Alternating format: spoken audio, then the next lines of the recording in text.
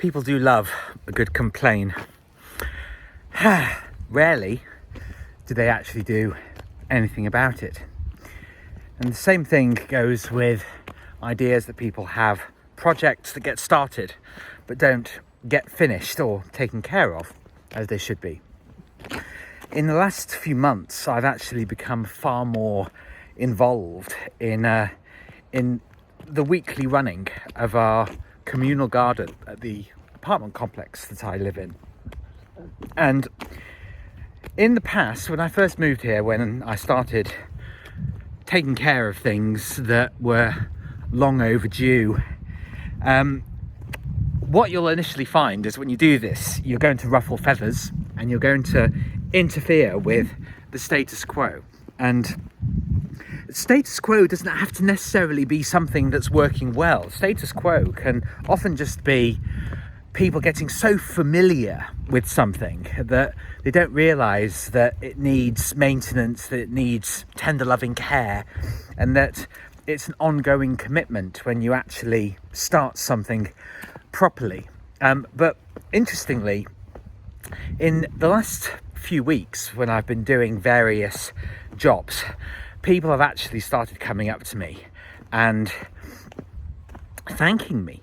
It's quite nice, in fact, because I put a lot of this down to the fact that when I first moved back to my childhood village, that I was extraordinarily angry and I was attracting much of my own demise by my own feelings, my own behaviour, the way that I was going about doing things. But it doesn't negate the fact that people want to have their cake and eat it. And when somebody like me, one of the rare people that does actually do things, comes along, well, that can be met with a lot of resistance, because whether it's functional or dysfunctional, people want their own way. I think it's just a universal truth about humanity. But now that I've sort of taken the helm with various things around the complex, well, I'm starting to sort of notice a lot of other things that again have been started, but you look at them and you think, who on earth has done this?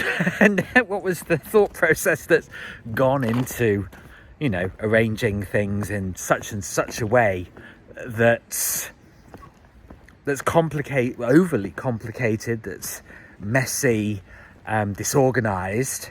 And, we might say that I have creative and artistic disputes with people. But the thing is, now you have to accept that there are certain people who aren't going to like you sorting things out. And I'm afraid it's just part and parcel of mucking in with other people. It's never going to be 100% smooth. But when I've been talking recently, not about doing the right or the wrong things, I've been talking about doing good things. And interestingly, as I approach things more peacefully, what's actually happening is that I'm noticing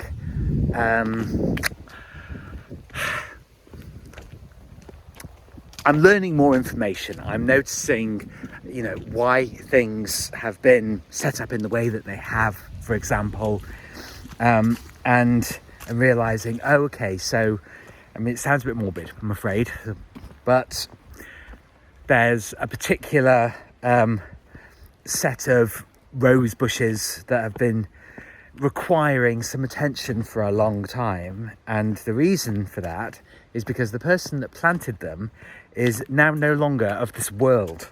And I learnt this very recently, which in a way did make me pause and think, oh right, okay, maybe have a little bit of a lighter foot on the earth perhaps around these things, but also take responsibility for taking care of where we all live. And the thing is, in the end, when people see the results, they think, oh, yes, it looks very, very nice. And so, yeah, it does, doesn't it? You know, at one point I was called interfering, or I was called a perfectionist, or I was called many other names. But when people can see the results, then they realise, oh, okay, that's what he's motivated by. He wants everything to look nice.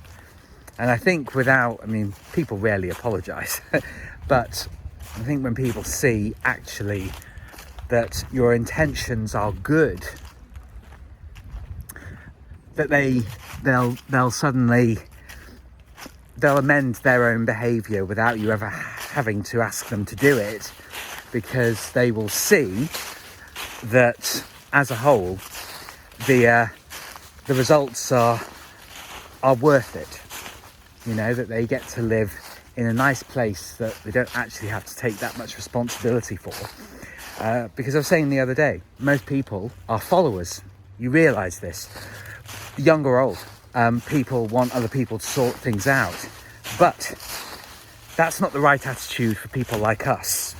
The right attitude for people like us is that we take responsibility, we make things better, and we do so willingly.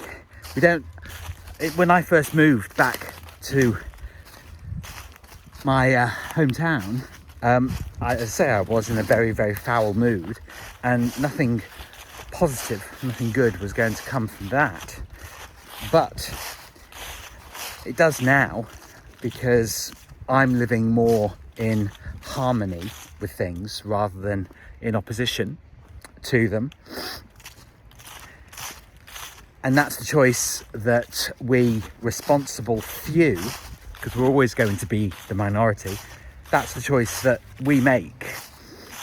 And it does wonderful things to make you realise that if there's something or things that you really, really want, that you can achieve them when you actually take the wheel and you steer, you know, your own vehicle in the direction that you want to go.